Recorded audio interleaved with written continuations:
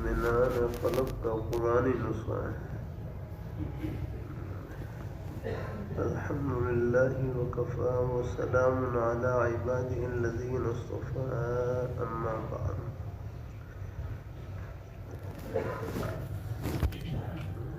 رحمۃ اللہ علیہ کی مجلس کا عنوان اطمینان قلب کا قرآنی نسخہ ہے۔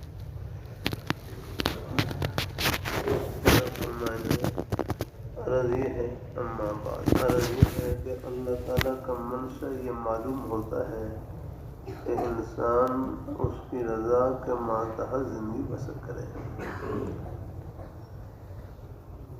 اللہ تعالیٰ کا منشا یہ معلوم ہوتا ہے کہ انسان اس کی رضا کے ماتحت زندگی بسر کرے۔ اللہ تعالیٰ نے اس کو تھوڑا سا اختیار دے رکھا ہے۔ وہ چاہتے ہی ہیں کہ میں نے اس کو جو اختیار دیا ہے وہ انسان پھر میرے سپرد کر دے۔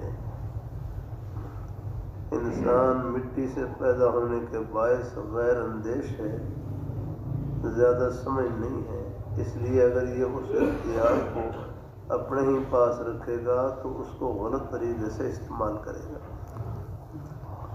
جس کا لازمی نتیجہ بربادی ہوگا۔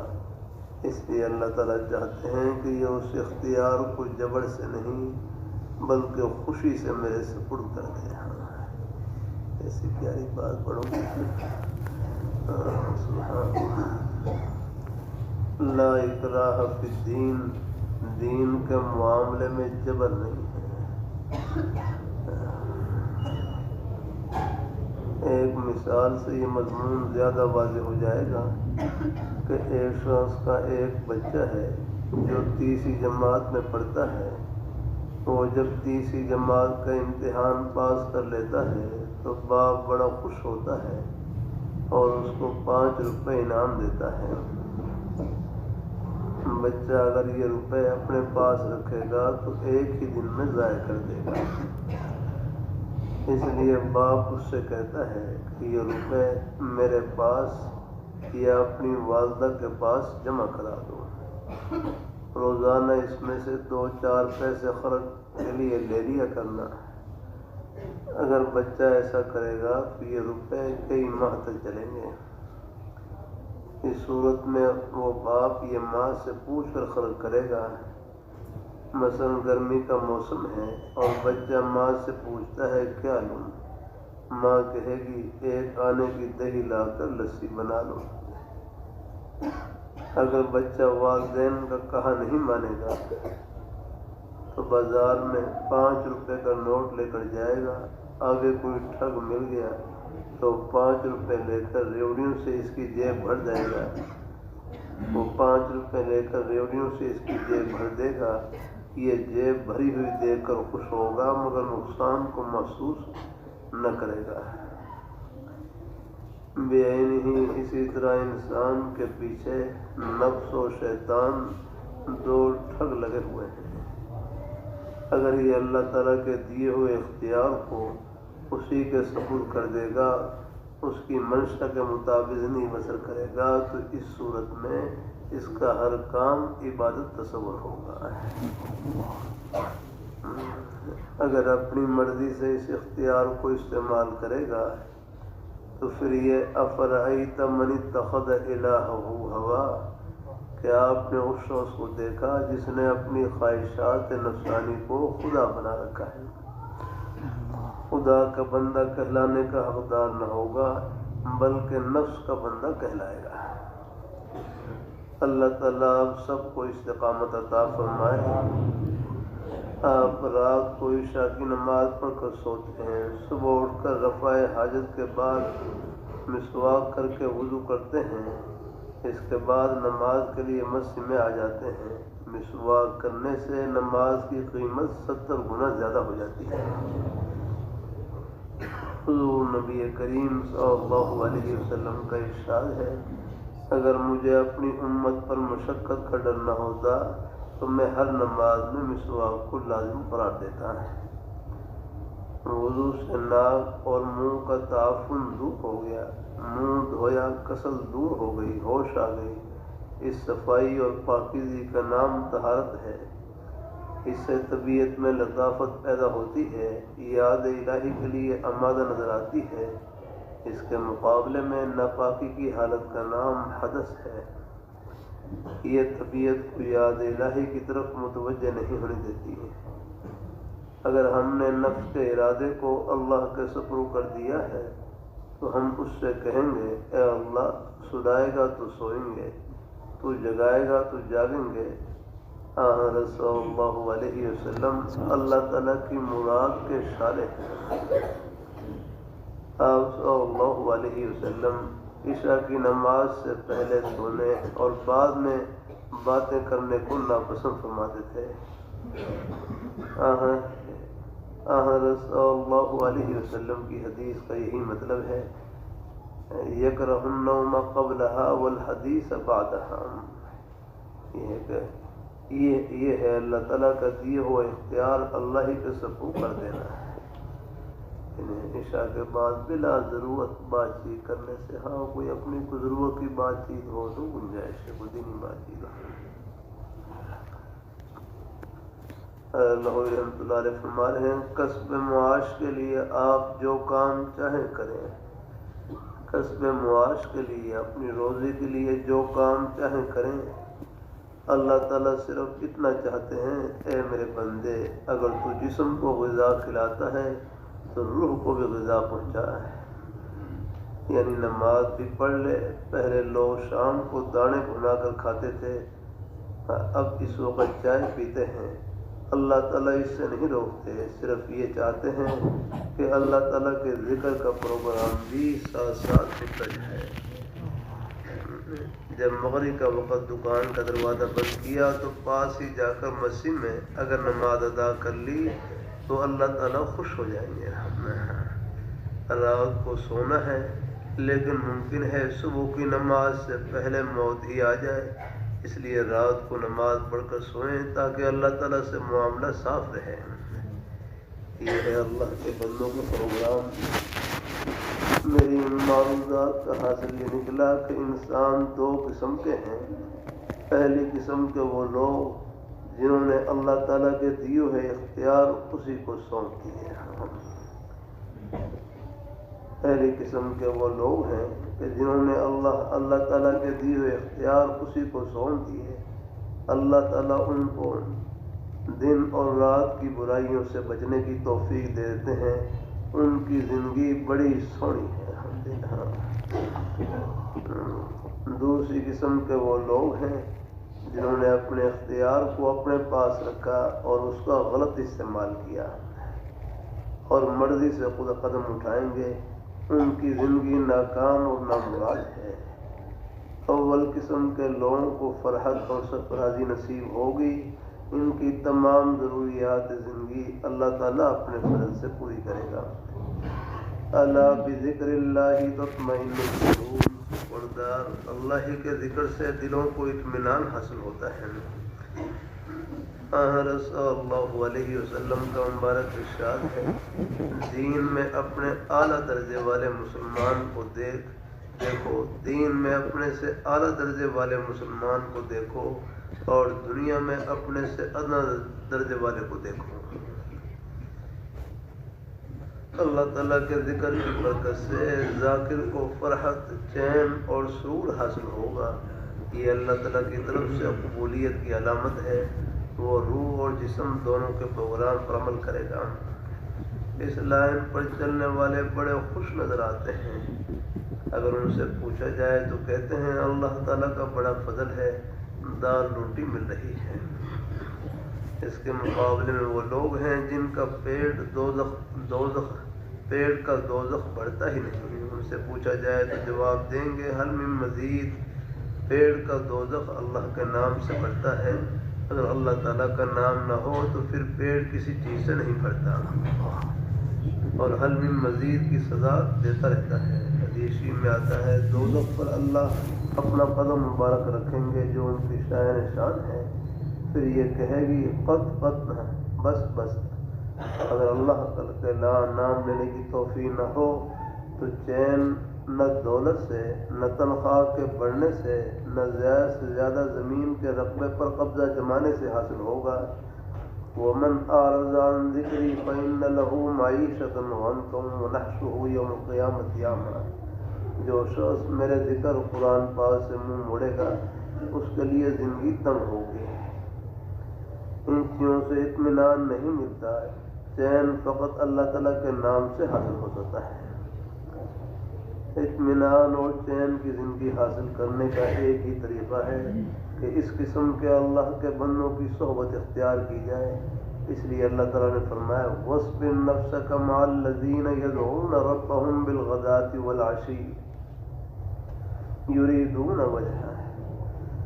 ترجمہ: پابند رکھ اپنے آپ کو نشست و برخاست میں ان لوگوں کے ساتھ جو صبح و شام اپنے پروردگار کو پکارتے ہیں اور اس کی رضا کے طالب رہتے ہیں۔ اللہم وفقنا لما تحب وترضى واجعل آخرتنا خیرا من الاولی۔ اللہ تعالیٰ قبول فرمائے۔ اللہ تعالیٰ بڑوں کی باتوں میں نور ہی نور، الحمدللہ، سبحان اللہ۔ اللہ اپنی بارگاہ میں قبول فرمائے۔ اللہ تعالیٰ سب کو اللہ اپنی رضا اور خوشنودی سے نوازے۔ حدیث میں بھی آتا ہے القیس من دان نفسہ وعمل لما بعد الموت والعاجز من اتبع نفسہ ہواہا۔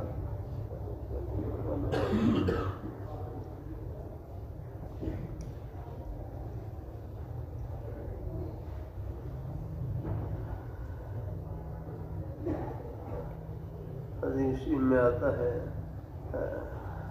القیس من دان نفسہ وعمل لما بعد الموت والعاجز من اتبع نفسہ ہواہا وتمنى علی اللہ۔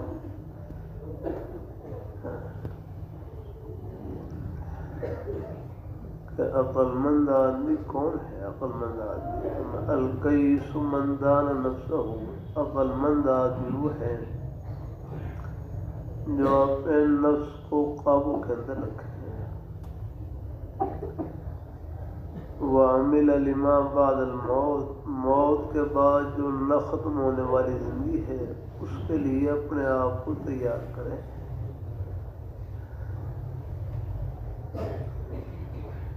والعاجز من اتبع نفسہ ہواہا، والعاجز ناسمجھ آدمی وہ ہے، بیوقوف آدمی وہ ہے، ناسمجھ آدمی وہ ہے جو اپنے نفس کو اپنی خواہشات کے پیچھے لگائے، جو من میں آئے وہ کر لینا، یہ کوئی عقل مندی نہیں ہے۔ یاد کرنا،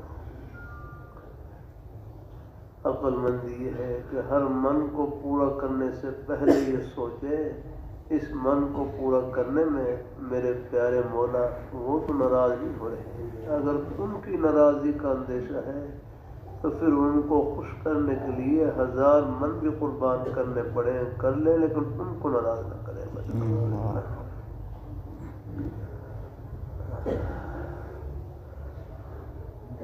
اللہ تعالیٰ اپنی مہربانی فرمائے۔ اللہ تعالیٰ اپنی بارگاہ میں تھوڑے بہت یہ گناہوں کے عرض کرتا رہتا ہوں، اللہ تعالیٰ کی توفیق سے ہر خیال قابل اتباع نہیں ہوتا ہے، ہر خیال قابل اتباع نہیں ہوتا ہے۔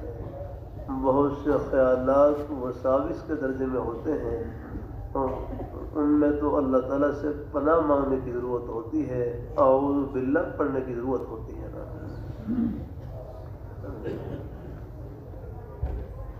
سے نوجوان پوچھ لیتے ہیں ہمیں گناہوں کے جھونکے خیالات وساوس آ جاتے ہیں، کیا کریں؟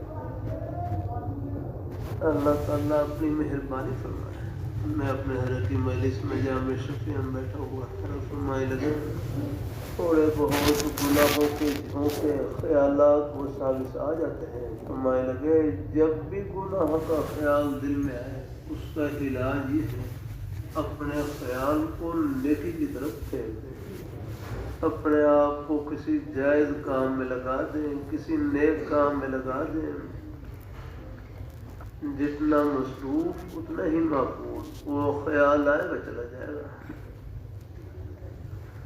اب ہم خیر کی بات کہنے سننے میں لگے ہوئے ہیں، اب اور کوئی خیال نہیں، سب گھڑیاں اللہ تعالیٰ کی رحمت میں گزر رہی ہیں۔ اللہ اپنی بارگاہ مقبول فرمائے، اللہ اپنی بارگاہ مقبول فرمائے۔ اللہ تعالیٰ ہر مسلمان کے سینے میں اللہ نے اپنی محبت کا نور رکھا ہے، الحمدللہ۔ یہ بیدار کرتا ہے آدمی کو۔ اللہ تعالیٰ اپنی مہربانی فرمائے۔ ایک واقعہ سنائی رہا ہوں، جلسوں میں سناتا ہوں، جلسے میں تھا مشرقوں کے قریب، ہمیشہ سنا۔ ایک مصری تھے، ایک مصری تعمیر کا کام کرنے والے، ایک مصری تعمیر کا کام کرنے والے، ان کے انتقال کا وقت قریب آیا ہے۔ ہمارے جامع مدنیہ میں وہاں مسجد میں فرش لگ رہا تھا، مزدور حضرات، مصری حضرات وہ فرش لگا رہے ہیں۔ ایک بھائی قریب کھڑے ہو کر کہنے لگے مصری حضرات کو، مزدور حضرات کو، آپ یہ اللہ گھر میں فرش لگا رہے ہیں، بس یہ نیت کر لیں کہ یہ فرش کس لیے لگا رہے ہیں، یہ اللہ گھر تعمیر کر رہے ہیں، جب تک نمازی نماز پڑھتے رہیں گے ہمیں ثواب ملتا رہے گا۔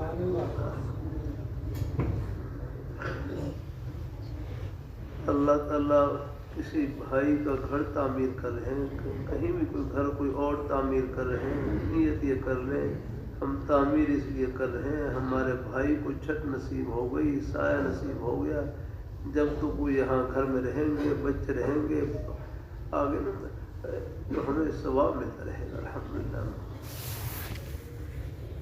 گھروں میں نیک مائیں بہنیں نماز پڑھیں گی، قرآن پاک کی تلاوت کریں گی، یہ سارا ثواب ملے گا۔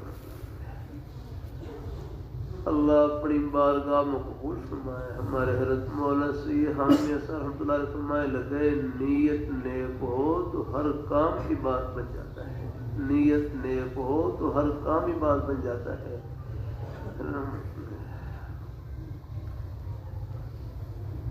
اللہ اپنی بارگاہ مقبول فرمائے، اللہ اپنی بارگاہ مقبول فرمائے۔ اللہ تعالیٰ یہ مزدور حضرات کو جو تھوڑی بہت شام کو 800-900 روپے کی مزدوری ملتی ہے، ایک بھائی مزدور حضرات کی 800-900 روپے کی جو آپ کو مزدوری ملتی ہے، مصری صاحبان کو 1500-1600 روپے جو مزدوری ملتی ہے، فرمائے لگے یہ تو آپ کے وقت کی مزدوری ہے، یہ تو آپ کے گھر سے آنے جانے کی مزدوری ہے، تھوڑی بہت جو محنت ہے اس کی مزدوری ہے، جو خلوص سے خدمت ہے اس کی مزدوری تو اللہ میاں خود دیں گے۔ الحمدللہ اللہ تعالیٰ آپ دفتر میں کام کر رہے ہیں، ملازمت کر رہے ہیں، آپ کو جو تھوڑی بہت جو تنخواہ مقرر ہے، ہزاروں میں ہے، لاکھوں میں ہے، میرا کروں یہ تو بس آپ ہی گھر سے آنے جانے کی ہے، یہ آنے جانے کا صلہ ہے، آپ اس کا عوض ہے، یا گھر سے آنے جانے کا اور تھوڑی بہت جو محنت کر رہے ہیں اس کا، لیکن جو خلوص سے ایمانداری سے خدمت کر رہے ہیں اس کی تنخواہ تو اللہ میاں خود دیں گے۔ الحمدللہ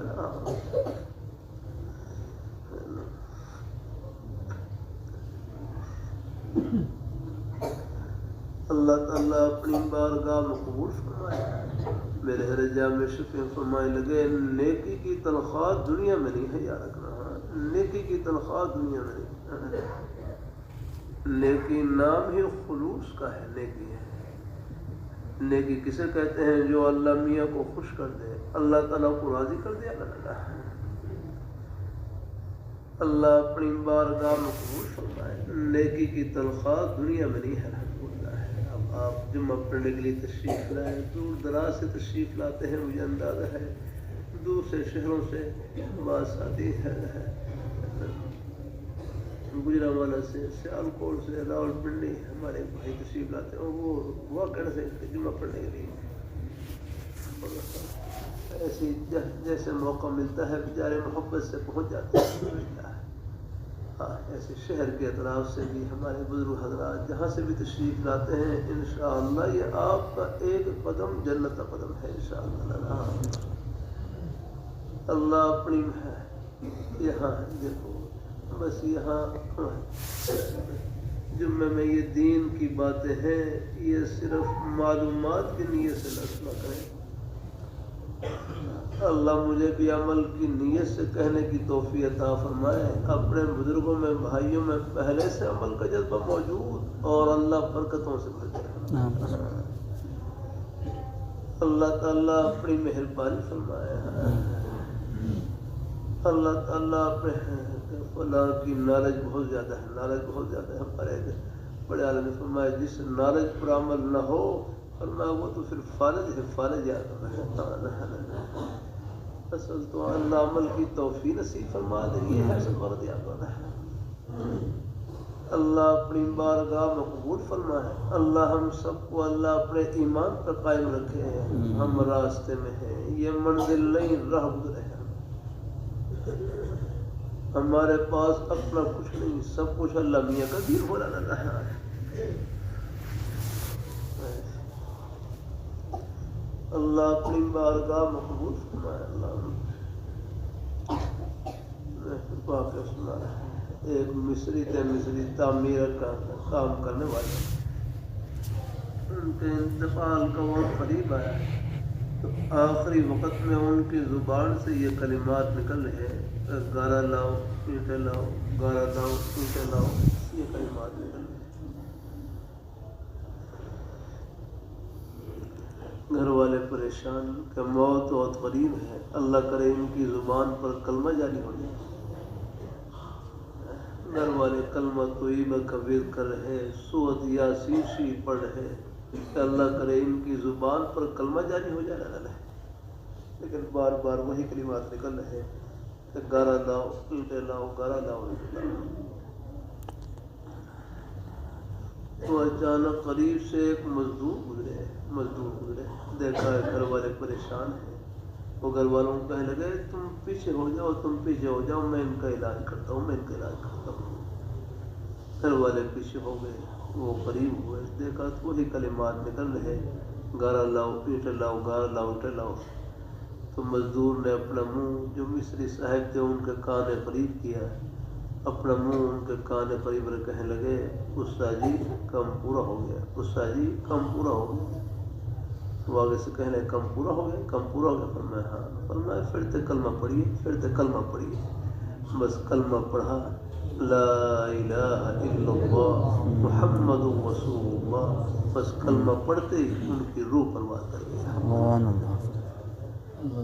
گھر والے بڑے خوش ہوئے کہ اللہ تعالیٰ نے کلمے پر خاتمہ نصیب کر دیا۔ حدیث شریف میں آتا ہے من کان آخر کلامہ لا الہ الا اللہ دخل الجنہ، جس کی آخری کلام لا الہ الا اللہ دخل الجنہ۔ تو گھر والوں نے پوچھا کہ ہم نے تو بڑی کوشش کی ان کی زبان پر کلمہ جاری ہو جائے، آپ نے کون سا نسخہ استعمال کیا کہ ان کی زبان پر کلمہ جاری ہو جائے؟ میں لگے بات دراصل یہ ہے کہ میں مزدور تھا، یہ ہمارے استاد تھے، پر میں ان میں اور بھی خوبیاں موجود تھیں۔ ایک خوبی یہ تھی کہ شام کے وقت جب کام کو ختم کرتے تو کلمہ طیبہ پڑھ کر اپنے کام کو ختم کرتے، کہ شام کے وقت جب کام کو ختم کرتے تو کلمہ طیبہ پڑھ کر اپنے کام کو ختم کرتے۔ تو بس میں نے وہی خوبی یاد دلائی کہ استاد جی کم پورا ہو گیا، بس ان کو اپنی نیک ادا یاد آئی اور کلمہ طیبہ پڑھا اور روح پرواز کر گئی الحمدللہ۔ اس لیے کہتے ہیں کسی مسلمان کو حقیر نہ سمجھے، ہر ایک کے سینے میں اللہ تعالیٰ نے اپنی محبت کا نور بھر رکھا ہے۔ یہ تو آخرت میں پردے اٹھیں گے، اس بہانے سے اللہ تعالیٰ سب کو اپنی رحمت سے نواز دیں گے۔ اللہ تعالیٰ سب کو قبول فرمائے اور برکتوں سے بھر دے، آمین آمین۔